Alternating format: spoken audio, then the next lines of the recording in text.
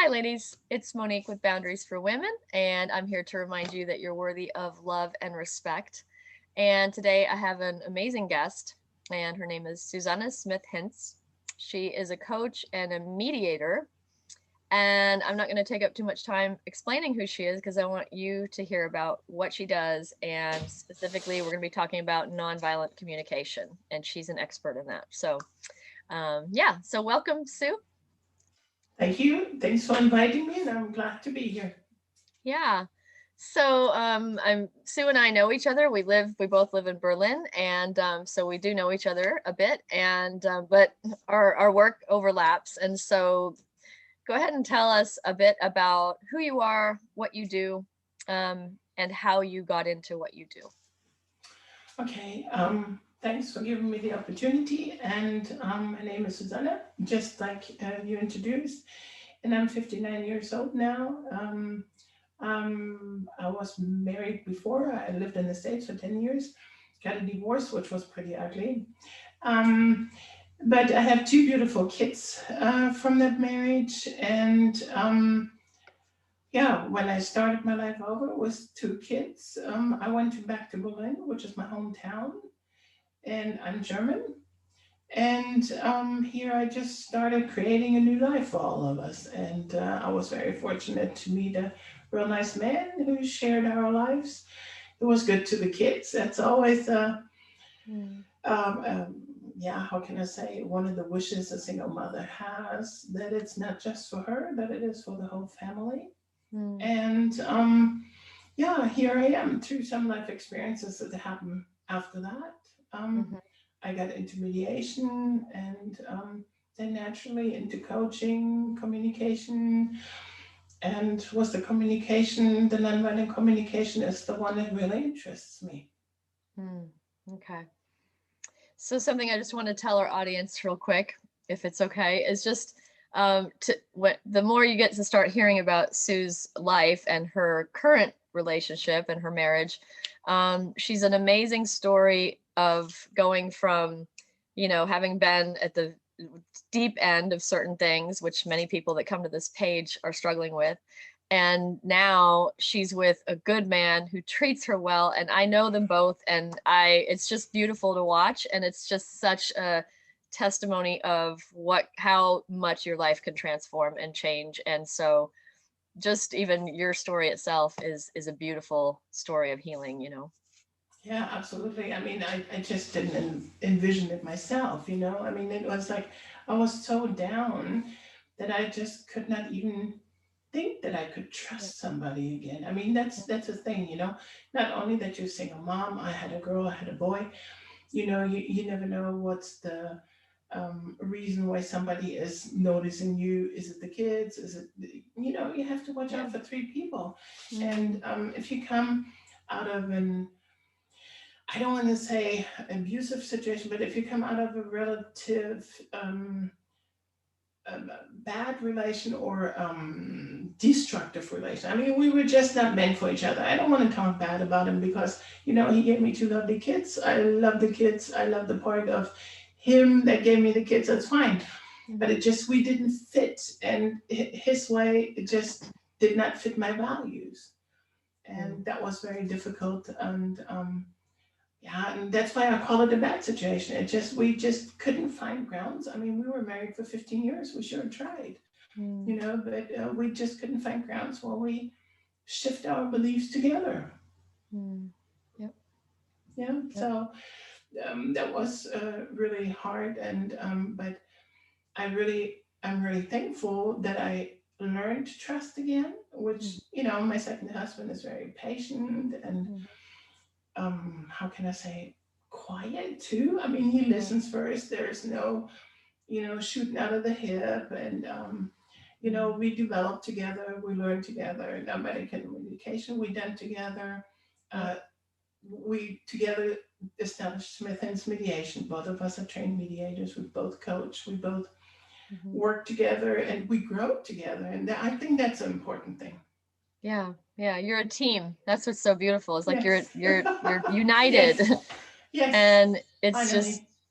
yeah, it's just beautiful. And again, just it's one thing when you hear somebody talking about somebody, but when you actually know people and you see them together, and it's like, I can verify this is totally like, this is like, it's a beautiful relationship, and seeing how respectfully he treats you and you treat him, and how kind you are to each other, and then just how that out of who the two of you are together, there's so much blessing that happens, and how you touch so many people's lives, and you're doing it as a team. Yeah, and I think it's really one of the points. It's that it's worth it. It's worth it getting out of a bad relationship because you have something more waiting for you. The good Lord wants you to be prosperous, to enjoy life, to love life. That's why He put you here.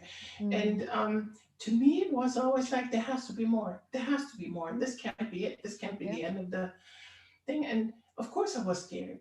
Didn't have a home, two kids, no income, new job, back to the old country. It was difficult, but it's all worth it. I mean, it's worth the work. Yeah. And it's so important for people that are following the Boundaries for Women page, because a lot of people are feeling in that stuck place of how, like, they can maybe see what they would prefer, but they have no idea where to even begin. And so we'll be doing probably a video on sort of steps, for people in a Yes. future interview. But And I can say one thing to that. It is all back to the reasons of no boundaries, that I had my boundaries not clear, that I had my boundaries like, how can I say, shift. It's like, okay, yes, that's my boundary, but if your need is this, okay, I can step back on my boundary a little bit and give you more freedom because I yeah, would like to have you happy so that you don't blow off and make the whole family miserable, stuff like that. So, and yeah, it's really not sticking to firm boundaries what cost us. yep, yep. It's Yeah, like, there's a clock ticking on life, and the longer that you're not setting boundaries, the more life is being eaten away, you know. it's true. Hmm. Yeah. So tell us a bit about what exactly nonviolent communication is, and and yeah, just first maybe explain how it works, and then we'll talk about some other like scenarios that could play out in and stuff like that. Yeah. Okay, let me just tell you the little story that got me to really nonviolent communication and mediation was, I was really sick. I had lung cancer and I had half of my lung taken out. And I was one of the lead agents at work. And for me, it really caused me or threw me in a state of insecurity. Mm-hmm. It threw me in a state of I couldn't trust my abilities anymore. I didn't know if I was strong enough to do this. Yes, I had a good partner who was on my side and always said, not to worry about it and stuff like that. But Mm. um, it really, I don't know, it threw me for a loop that I wasn't sure who I was anymore. And of course, the insecurity when you go back to work, I'm working for a big company, it just made everybody else around me insecure too. And, then it turned out to be like, well, you're not good enough anymore. Yes, you come back, you're sick, we recognize you were sick, and it's not your fault, but you're not good enough. And I'm like, what? Not good enough? How can that be? I'm the same one, like I was before. But it just didn't seem to matter. And it just didn't seem that I could get myself to settle down as in the security who I was still after this. Yeah. And I couldn't even secure the supervisors to say, I'm still okay. I can do this. I got this. Mm. So we came to a point that it was really like a big fight, a big battle, I would say. I mean, I really scratched at a burnout. And that's when I said, no, I have to stop this. There has to be something else. So I got into mediation training. And when I was in mediation training, I heard about the nonviolent communication. And, the thing, what Marshall B. Rosenberg was really saying is if you seek connection and if you go by the 4 steps that I give you, then you can master everything. whatever comes to your life, you can master it. It doesn't say that you have to stick in the situation, that you have to agree with everything, Yeah. but you can master it. You can handle it Mhm. because you can separate yourself from what your head tells you. So what Mhm. I'm trying to explain this a little bit because nonviolent communication goes in 4 steps. Mhm. First, it goes with observations to separate observations from judgments. So Mhm. how many times we go into a situation and our head tells us something, Yep. and it just tells you not to believe what your head tells you. Yeah. Trust what you observe, not what you think, because Mm. your brain sometimes plays tricks on you. Mhm. Okay, and then it goes back to feelings. You know, how do you feel about this? What does it trigger in you? What is it that comes alive in you? Mhm. And the next step would be to check with your needs. What is my need? My need is, let me take this example from work. My need was um, connection, empathy, maybe safety, that even if I wasn't the same person I was before, Mhm. that through what I learned, I'm still good enough, Yep. you know, the Mhm. safety, maybe heartfelt communication, maybe not just the pulling up the walls. Yeah. Mhm. Mhm. Um, so stuff like this. I mean, it got to the point that somebody says, "Oh, back there's a stack of paper," and I said, "Okay, what do you want me to do with it?" Well, that's not what they said. They said there's a stack of paper. My Mhm. answer should have been, "Yes, I've seen it too. Wait." Yeah. And the fourth step then is to request something. And if I request something, Mhm. the thing with request is always they can be denied, but I can, if I go through the observation, the feeling and the need, request how I would like to be treated. And that's Mhm. where the boundaries come in, check what's my boundaries, needs, where are my boundaries, how far can I let the other person go? Yep. And then say, yes, my request would be to talk to me in a different voice, maybe in a different setting, to make sure that when you talk to me, please look at me who I am now, check what I have to offer, and Mhm. don't judge me before you even see who I am now, or acknowledge my insecurities. Maybe you can support me to become clearer, Mhm. stuff like this. Mm. So, and this didn't happen, but then I started coming back to work after the nonviolent communication training and mediation training, and I just talked to the HR and stuff like that, and I got removed into a different, or I went into a different department, Mhm. which I'm still happy at work. It going back to the same setting just wasn't right for me. Mm. Instead of quitting, I Yeah. just took this training to see Yeah. what I can do. I mean, my security or my safety need was to secure my job, Mhm. secure my income. I Yeah. have kids, you Yeah. know. Yeah. So yeah, and Mm. that's how I come together. And I tell you what, nonviolent communication can be used in all kinds of settings in life, all kinds at work, at home, relationships, fights. I'm sure that, I don't know, you probably heard this before, but I'm sure if I would have known nonviolent communication, I had the training back then, what I have now, maybe even my marriage Yeah. would have ended a different way. Maybe not so harsh and hurtful, you Yeah. know, but maybe just a different way. It could be more Mhm. friendship. I mean, over the time, we kind of get back together as in talking. The kids are the binding, Yeah. Mhm. um, how can you say, glue? Yeah. Yeah. Maybe, the kids are the binding glue. And but we could have had it a lot easier if I'd had the training before. Yeah. So it's never too late to have it, Yeah. and it's never too late to demand stuff and Yeah. to say I'm sorry or whatever. But it's also an awakening process of how to set boundaries. Yeah. Yeah.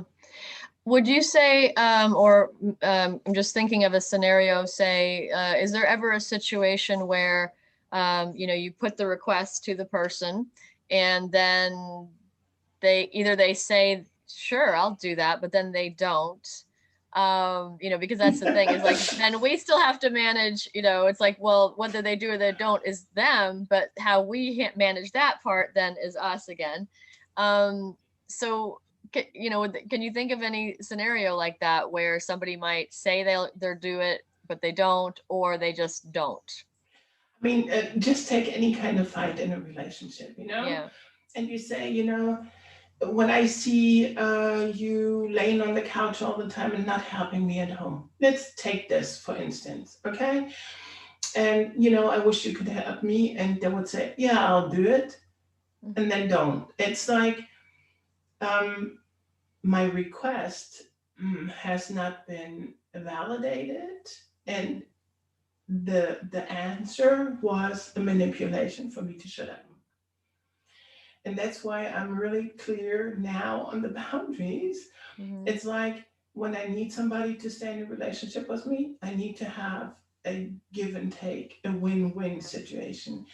There is no more, and I'm serious, that's why boundaries, just as nonviolent communication, come into everything in life. Yeah. And the thing is, when you request something, the last step, after you go with the observation feelings, the triggers and the needs, it's always a shock if somebody else says, "No, I can't do that," or "I don't want to do that." Mm-hmm. But that's when it's your turn to go back to yourself and say, "Can I live with it?" Before it explodes, before it goes sour, before it goes violent.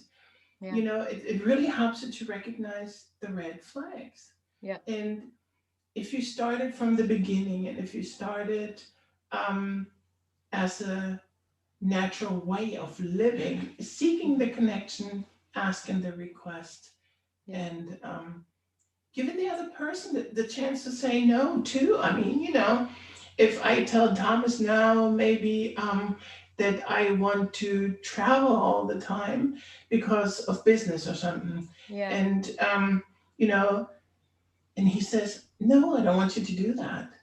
Because it does this and this and this for me, and my needs are that I'm married to a person that's here. I need somebody, company. I need community. I need trust. I need whatever. Mm-hmm. And but then it's up to me to really say, let me reflect on this, and I come back. Yeah. Then either we talk, or where are the boundaries? What Yeah. can we do to either get together? And sometimes it's not the worst thing that if you can't get together, to call it quits. Mm-hmm. It does not have to be the nasty situation before. Mm-hmm. And I think that's where nonviolent communication has really showed me a lot. I mean, showed me a lot as in accept no's, Mm-hmm. then check what's my own boundaries, Yep. act accordingly, act Yep. within my values. Mm-hmm. Maybe take time to reflect. Don't just shoot out of the hips, just Yeah. really go back and reflect. It's like, why did you get married in the first place? Mm-hmm. Okay, maybe you do have the same values as him. Maybe it was just tempting right now because you have this opportunity, but no, maybe it goes another way too. Mm-hmm. The thing is, I think you can do that with a healthy person. You Yeah. do have trouble when you go with a narcissist, because then you really have trouble with the manipulation, with the does he mean what he says, or is he playing the mind game? Yeah. And I think that that's actually one of the places of being able to really recognize that from right from early on, is how much a person is willing to have this give and take. That to me is like, if it's always you giving, giving, giving, giving, and then once in a while they do something nice, but the rest of the time it's terrible. Well, and again, they may even honor that request, or they may say, yeah, sure, I'll do that. But to me, it's always about long term. Is this ongoing? Like, whether in the good sense or the bad sense, is like Yes. the good behavior ongoing? Is it consistent? Or is the bad, which has the bigger ratio? Yes. you Yes, know absolutely. I mean, you have to really watch out with this, because that's why you have to be clear to yourself on what yeah. and why do you have these boundaries. Yep. And that's when you start recognizing the red flags early, like when they start separating you from the family, when they just push their way through, belittle you. They don't even have Isolate to, you. isolate you, money wise, keep Yep. you stranded all the time. Yep. All they see is themselves. And these are red flags that we kind of tend to be. I mean, we're wired for connection. We're wired to, how can I say? Okay, maybe I'm going a little bit deep into this right now, but we're wired into, especially girls, we're trying to be the good girls. We don't want to raise a stink. It's like, okay, fine, we had the fight, and he comes and he apologizes. He comes with the flowers. Yes, I love him. And Mm-hmm. yes, I can live with this. It's just, he'll never do it again. Yep. And you And get the in a, cycle begins. yes, exactly. I was just going to say, you come into an addictive cycle.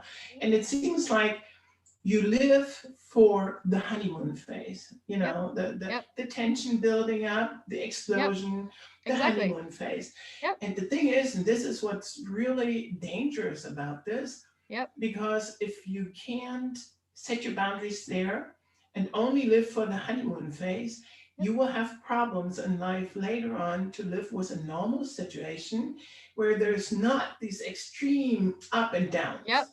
And And that's, that's what's sorry. so addictive. I'm sorry. Yeah, that's what's so Yeah. addictive.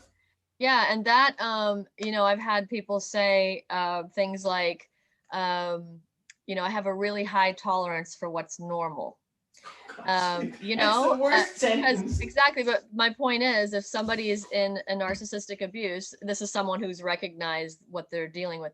But it's just, for somebody to be like, well, I'm just going to keep raising the bar on for what, like, Yes. or lowering the bar. It's like having a higher tolerance for not normal and a lower tolerance for normal.